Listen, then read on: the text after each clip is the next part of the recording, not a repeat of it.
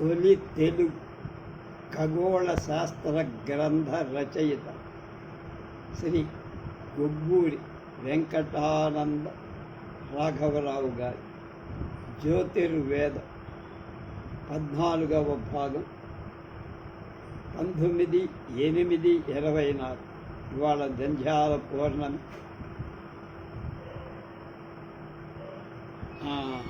అట్లాగే రాఖీ పౌర్ణమి అన్ని శుభాకాంక్షలు. వీణాపాణి సరస్వతి గురించి ఇప్పుడు చెప్తాను. సృష్టికర్త అయిన బ్రహ్మ రాణి అయిన సరస్వతీదేవి అన్ని లోకాలకు తల్లి, సకల విద్యాస్వరూపి, సంగీత సాహిత్య స్తన్యామృత ప్రదానం చేసి, అంటే ఒక చంటిలో సంగీతం, రెండవ తంటిలో సాహిత్యం ఉందని చెప్తుంటారు. కనుక మానవ శిశువులను ఆ స్తన్యం ఇచ్చి పెంచుతుందని, పెంచేటువంటి విశ్వజన సంగీత విద్యానిధి అయిన సరస్వతి కవిరాజులెందరో ఎన్నో విధాలుగా వర్ణించారు. కానీ శృంగార నైషధంలో శ్రీనాథ కవి సార్వభౌముడు చేసిన సరస్వతి వర్ణనలో ఇతరాలు ఏవి దానికి ముందు బలాదూరన్నారే. సింహాసనము చారు శతపుండరీకంబు, చెలికెత్తె చెలువారు పలుకు చెలక, శృంగార కుసుమంబు చెన్ని చుక్కల రాజు, పసిడి కిన్నెర వీణ పలుకుతో, నలువ నెమ్మోము దమ్ములు కేలి గృహములు, తలుపు టద్దంబు సత్కవుల మనం, వేదాది విద్యలు విహరణ స్థలములు, చక్కని రాయంచ ఎక్కిరింత, ఎప్పుడు ఏదేవి కాదేవి ఎందుకుంద చంద్ర చందన మందార సారవర్ణ శారదాదేవి మామక స్వాంత వీధి, నిండు వేడుక విహరించు చుండుగాక. నేను కూడా నవరాత్రుల్లో సరస్వతి పూజ రోజున ఈ పద్యం చదువుతాను. నేను రాసుకుని ఉంటాను.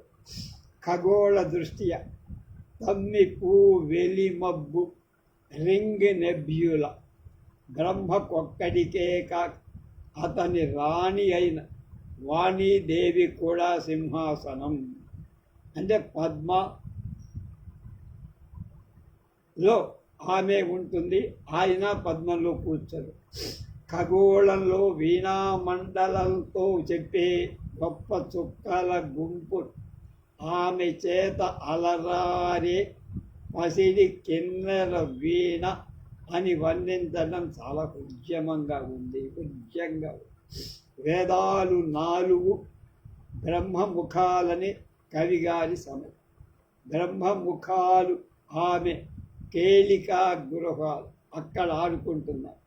విహరణ స్థలాలు కూడా, అంటే తిరిగే ప్రదేశం. రాజహంస నివాసం, ఆమె వాహనం రాజహంస. ఆమె భావాంబర వీధి విస్తృత విహారిణి నన్ను కృపదోడు భారతి అంటాడు పోత. కనుక సత్కవుల హృదయాలు కూడా అలాంటివి. వాళ్ళ హృదయ సీమల్లో దేవుడు పరమేశ్వరుడు కనపడతాడు, ఎవరైనా ఏ దేవుడు. కనుక వారి హృదయ దర్పణాలలో ఆమె ప్రతిబింబపు తళుకులు కనపడతాయి. ఇక చిలకలు, చంద్రుడు కూడా ఖగోళ దృష్ట్యా సరస్వతితో మనం సందేశించాలి. ఇది కూడా సులభం.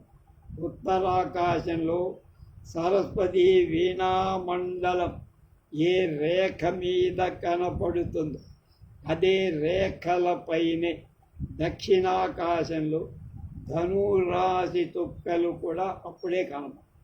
మూల పూర్వాషాఢ ఉత్తరాషాఢ ఒక పాదం కలిస్తే ధనురాశి.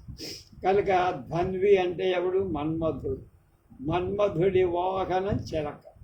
సరస్వతి నక్షత్రాలతోనే చిలక చుక్కలు కూడా దక్షిణ ఆకాశంలో కనపడతాయి. కానరాగలవంటే కనుక సరస్వతితో చిలుక అవినాభావ సంబంధం.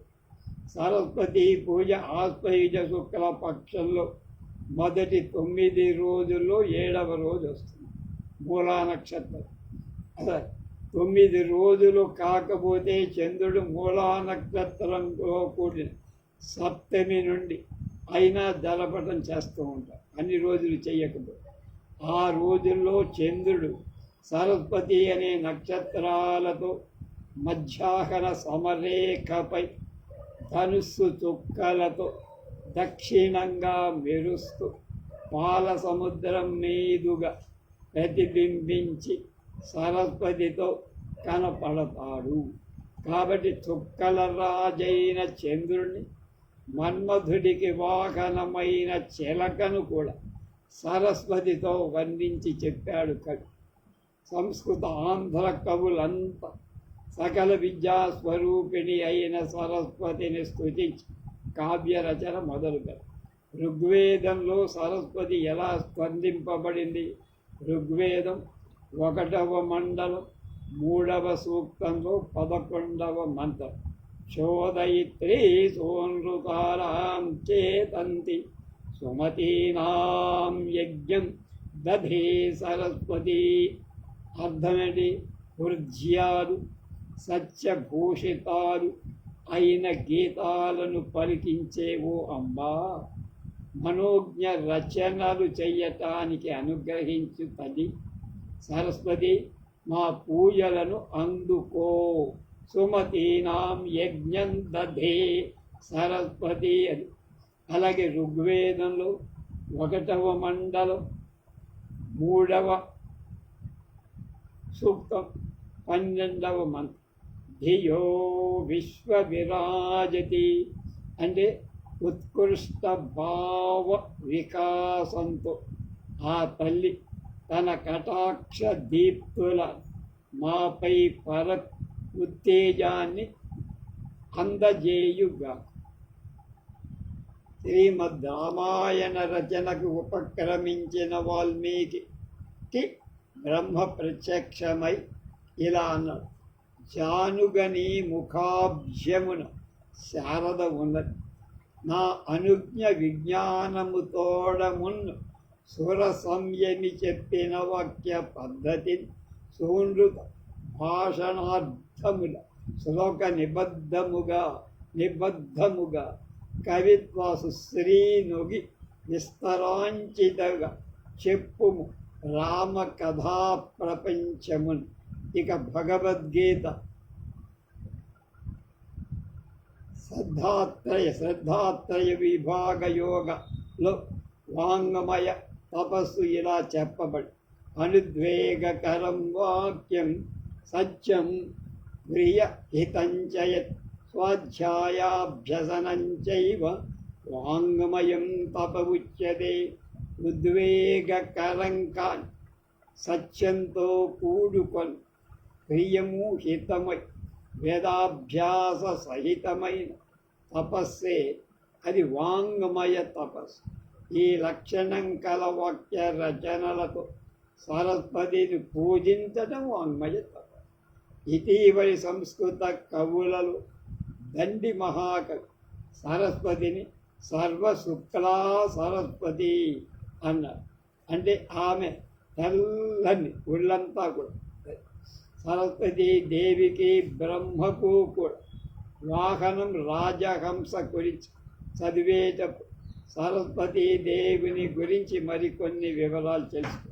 ప్రస్తుతం పాశ్చాత్య దేశాల వారు వీణ గురించి, వీణాపాణి సరస్వతి గురించి ఏం రాశారో చెప్పుకో. గ్రీకులు ఈ వీణాపాణి ఈ నక్షత్రాల గురించి కొన్ని గాథలు కల్పించి ఆర్పిఎస్ ORPHEUS అనే మహాగాయకుడు వీణ మీటుతూ సంగీతం పాడిన ఆ పాఠకులు మానవులే కాక మృగ పక్షి వృక్షాదులే కాక సముద్ర కెరటాలు కూడా స్తంభించి కదలకుండా అచేతనాలయ్యాయని రాశారు. ఈ వీణను వీటి హెర్క్యూలస్ యోధుడు అక్కడి మతత్రాలను బెదరించాడు. ఈ వీణకు తంతులు గూర్చి సరిచేసితే అది అద్భుతంగా పలుకుతున్నది. కానీ ఆ వీణా నిక్వాణం పుణ్యాత్ముల చెవులకు మాత్రమే వినపడుతుంది, పాపుల చెవులకు అది వినపడదు అని లోవెల్ అనే కవి వర్ణించారు. లాంగ్ ఫెలో అనే అమెరికా కవి వీణను ఇలా వర్ణించారు. జ్యోతిర్లోకంలో ఈ వీణను చూశాను. వాయు సంసర్గ మార్గంలో దాని తంత్రులు శృతి చేస్తా. దాని మెట్లు జ్యోతిర్మయాలై హుతాశను విధంగా తేజ అంటే అగ్నిలాగా కల. ఈజియన్ సముద్ర మధ్య సామియన్ ద్వీపంలో మరుత గాలికి పుట్టిన వాడైన ఈలియన్ చేతుల నుండి ఈ వీణ 7 ఆవరణాలు దాటి నక్షత్ర మండలం చేరటం కళ్ళారా నేను చూశానని లాంగ్ఫెలో కవి రాశారు. ఆయనకు భారతదేశమన్న, భారతదేశ కవిత్వమన్న, భారతీయ కవులన్న, మన ఋషులన్న మహాప్రేమగా ఉంది. బాగా గొప్పగా ఆయన కీర్తించాడు.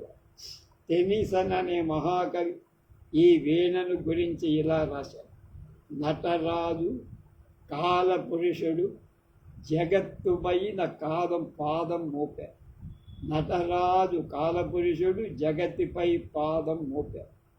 నాట్యం ఆడేటప్పుడు ఆ పాద విన్యాస ఘాత దెబ్బ గంభీర నినాద లయ తాళాల శృతి మేళవిస్తూ నిరంతరం అభిస్వరం కావిస్తూ ఉండేటువంటి వీణా రత్నం ఇది.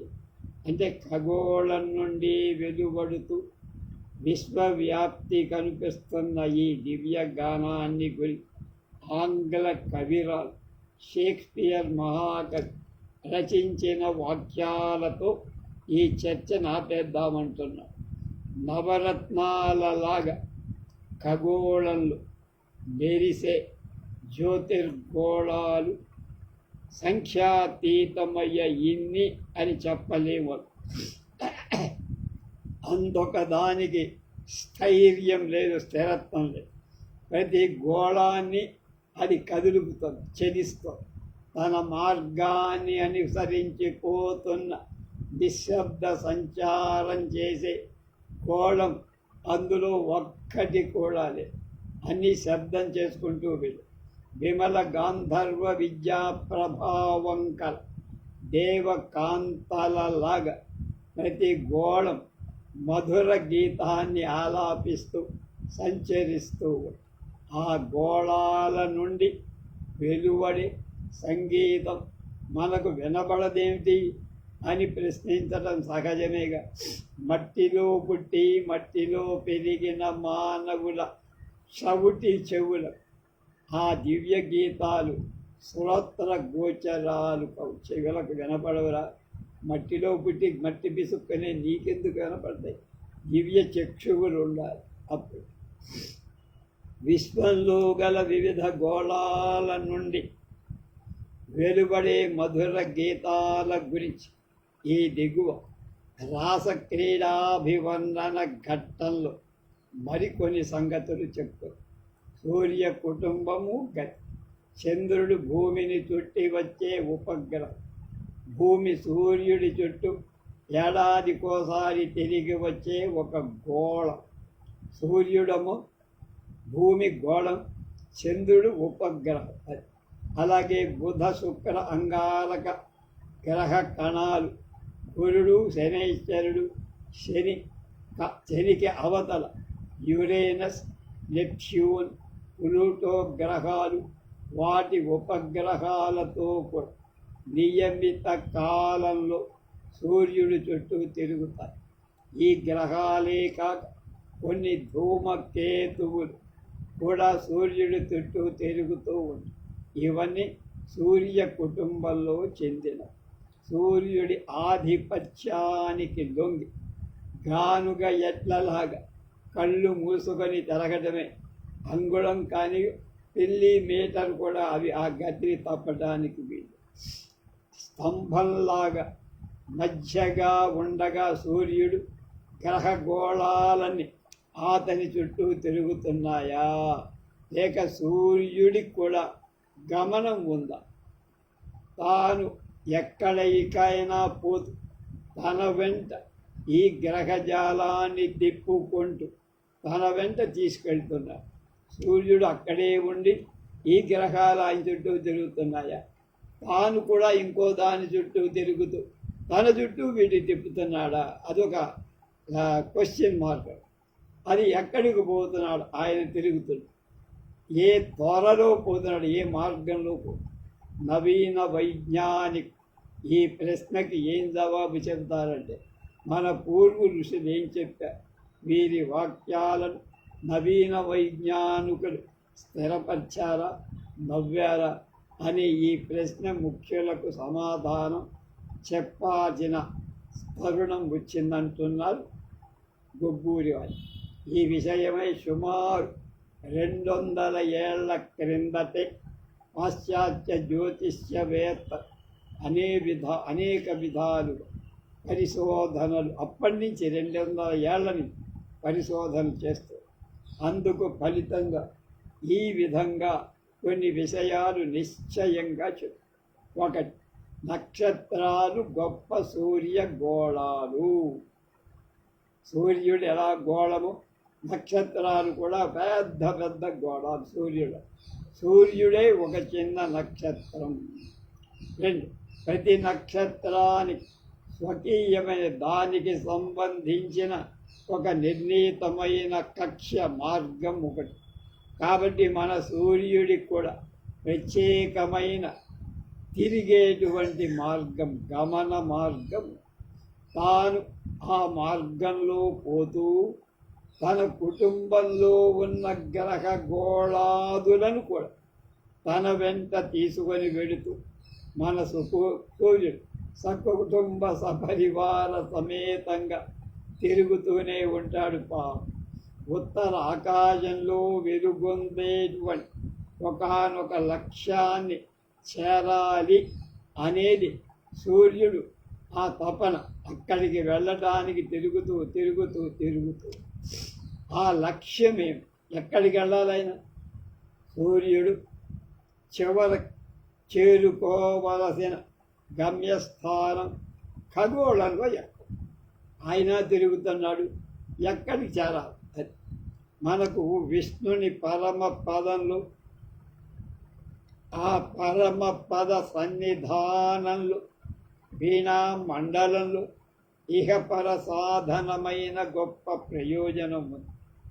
వేద ఋషులు, పురాణకర్త, వతనాది మహాకవు విష్ణుని గురించి గొప్పగా వర్ణించటమేనా, వాణి హిరణ్య గర్భుల గురించి ఘనంగా గాథలు అల్లటమే కాదు, ఆ కవనాలను గాథలను వినటానికి ఎంతో సొంపుగా ఉండి ఆబాల గోపాలాన్ని ప్రతిరోజు పఠింపదగిన, అంటే స్తోత్రానికి ఉపయోగపడిన ఆకర్షణ, రసోత్పత్తి, మాధుర్యం వాటిలో తొణుకు చూడటం నిజమైన ఈ గాథా చమత్కారాలకు సంతోషించి కావ్య రసాస్వాదన కోసం మాత్రం మనం వాటిని చదవటంలా ఇహపర సాధనంగా మనం చదువుతాం మోక్షంగా. కనుక మనం భూగోళ వాస్తవ్యులం. మన భవిష్యత్తు, మన భావి గతులు భూగోళపు గతితోళనే ఉంటారు. భూమి సూర్యుడి చుట్టూ పరిభ్రమిస్తోంది.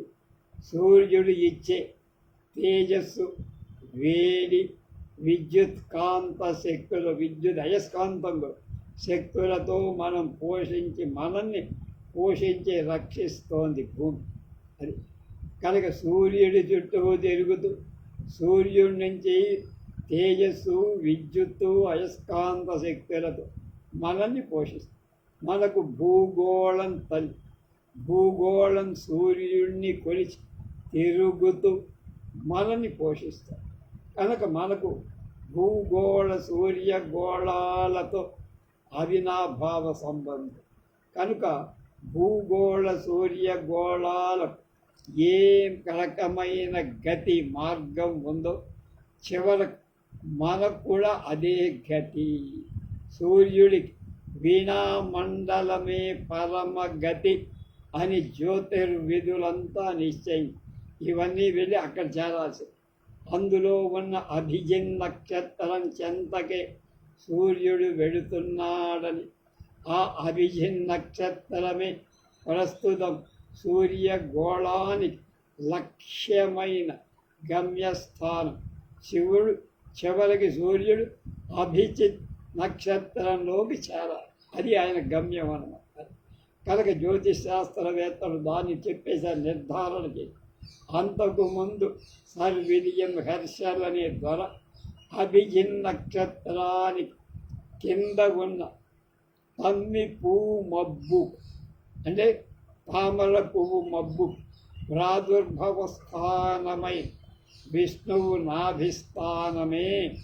అంటే విష్ణువు యొక్క బొడ్డులోంచి తామర పువ్వు వచ్చింది, అదే స్థానమే, అది నాభస్థానం. అక్కడికే వెళ్ళాలి ఎవడైనా సరే.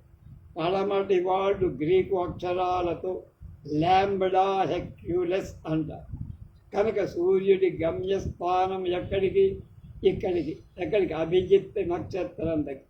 కాబట్టి భూగోళ సూర్యగోళాలకే పరమ గతి అయిన విష్ణు వీణామండలం మనకు మత దృష్టి చేత కూడా పరమ పవిత్రమై పూజ్యమై పుణ్యస్థానమై ఇహ పరాల పరమ గతి అవటం సహజం. ఇంతటి ప్రాముఖ్యం ఈ మండలానికి ఉండటం కనిపెట్టి మహనీయులైన వేద ఋషులు విష్ణుని పరమ పద విశేషాలను ఆనాడే ఎలుగెత్తి ప్రవచించారు. ఇటీవలి వైజ్ఞానికు ఈనాటి సైంటిస్ట్ ఈ మర్మాన్ని ఎలా తెలుసుకున్నారు? ఛాంబర్స్, జిఎఫ్ ఛాంబర్స్ గారు రచించిన నక్షత్ర కథనం అనేటువంటి గ్రంథంలో 87వ పేజీలో ఏం చెప్పారు? ఖగోళ వేధకులు ఖగోళాన్ని పరిశీలించేవారు నక్షత్రాలను సూక్ష్మంగా పరిశీలించి చూసిన కొద్దీ అవి ఒక చోట స్థిరంగా ఉండేవి కావని, ప్రతి నక్షత్రానికి తనదైన స్వతసిద్ధమైన ఒక గమన మార్గం కలదని, ఆ మార్గ విధానాన్ని అనుసరించి ఆ చుక్క ఏదో ఒక దిక్కుకు వెళుతోందని స్పష్టం. ప్రతి నక్షత్రానికి స్వకీయమైన ప్రాపర్ మోషన్ కలిగి ఉండటం వల్ల మనకు ప్రయోజనకరమై ముఖ్యమైన పర్యవసానం ఏమైనా తేలుతుందా? వాటి సాగు వాళ్ళు తెస్తాయి, మనకేమిటి ఉపయోగం అనే జిజ్ఞాసతో సర్ విలియం హెర్షల్ ద్వారా 1783లో నక్షత్రాల స్వీయ గమన విధానాన్ని సూక్ష్మంగా పరిశీలించి ఈ గమన విధానాలను వివిధ వర్గాల కింద విభజించవచ్చునేమో, విభజించి వీటిని గురించి సూత్రప్రాయంగా ఏవైనా నిర్వచించచ్చేమో అని ప్రయత్నించి చూశారు.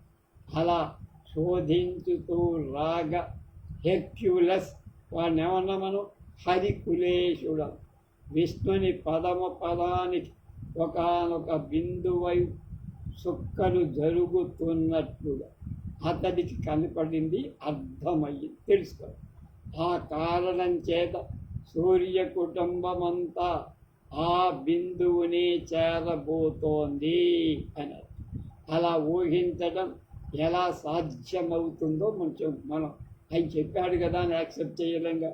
దాన్ని మనం కూడా మనం మద్రాస్ సెంట్రల్ స్టేషన్లో మెయిల్ బండి ఎక్కి ఉత్తరం వైపు విశాఖ వెళుతున్నామనుకో. మొత్తం మీద ఈ ప్రయాణం దక్షిణం నుంచి ఉత్తరం.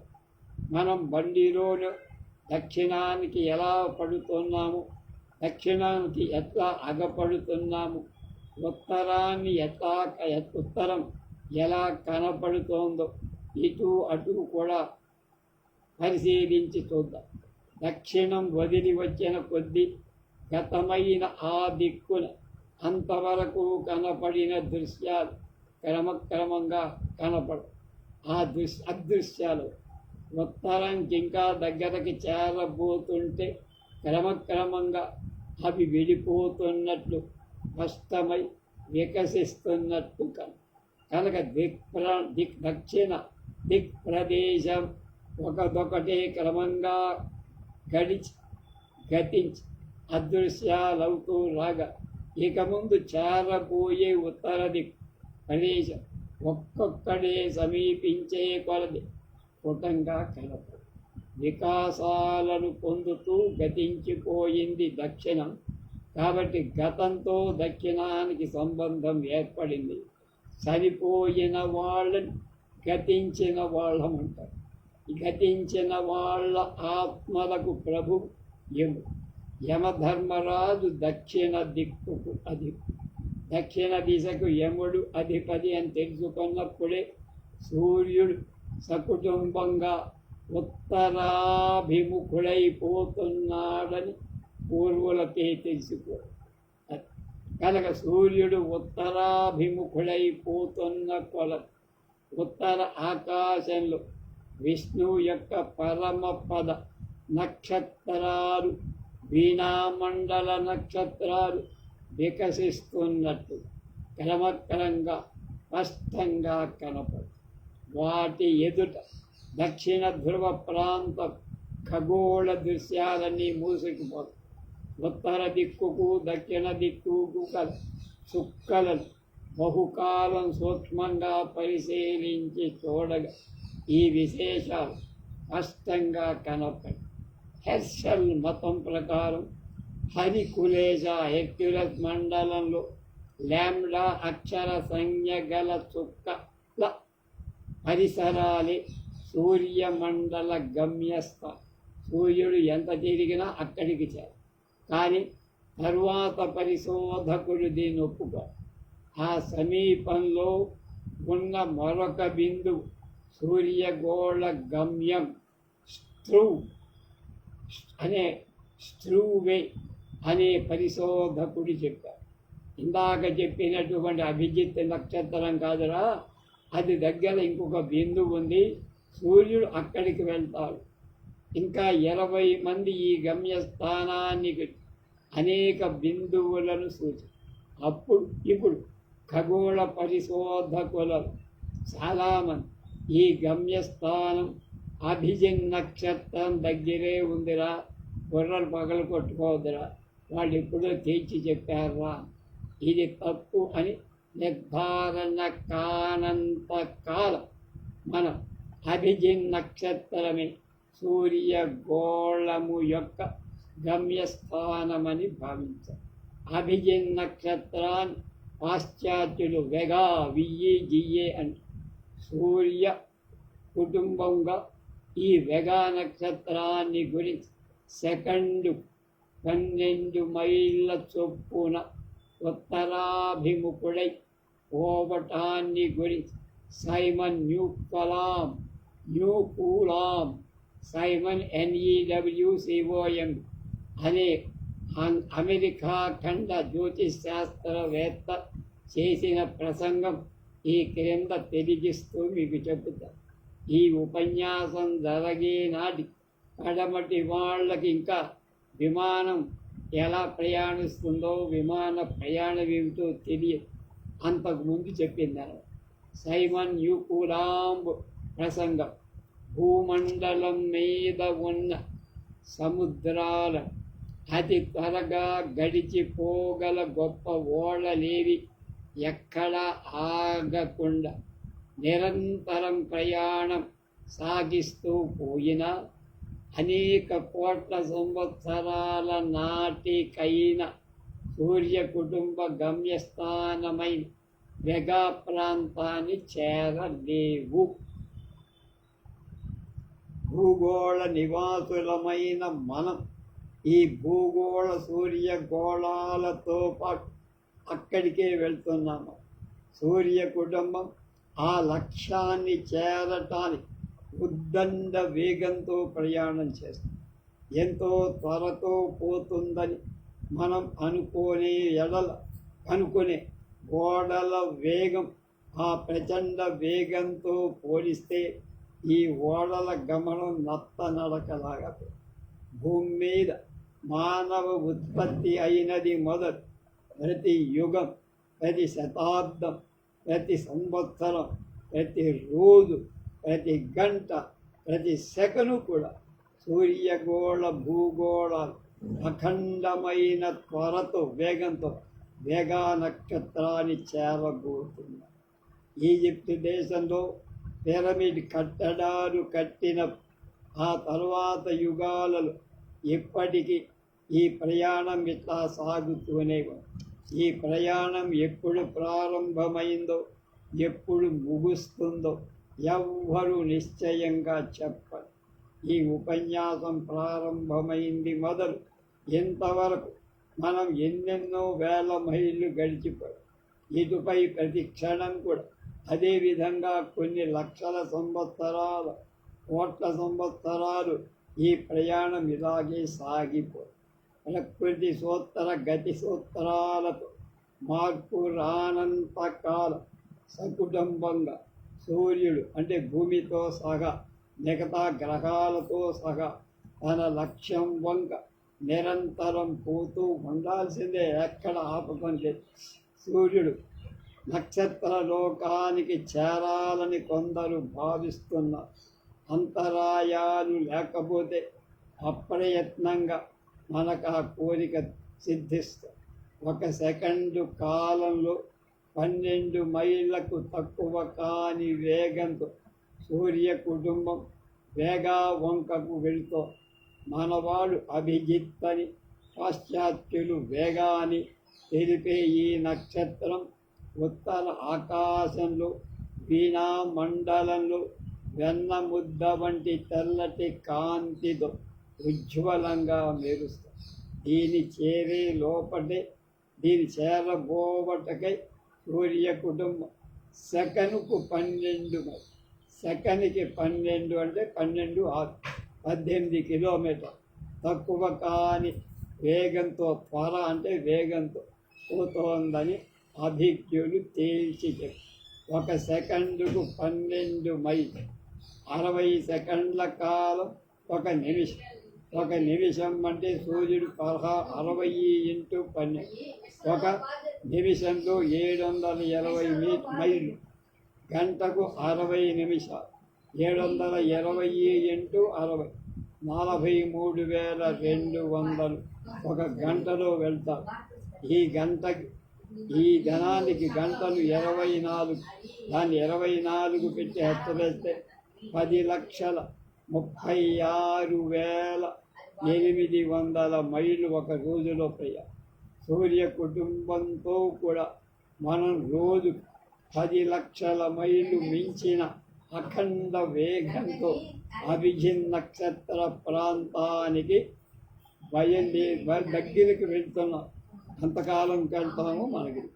ఇక రేపు ఉత్తర ఖగోళ ప్రాముఖ్యాన్ని గురించి తెలుసు.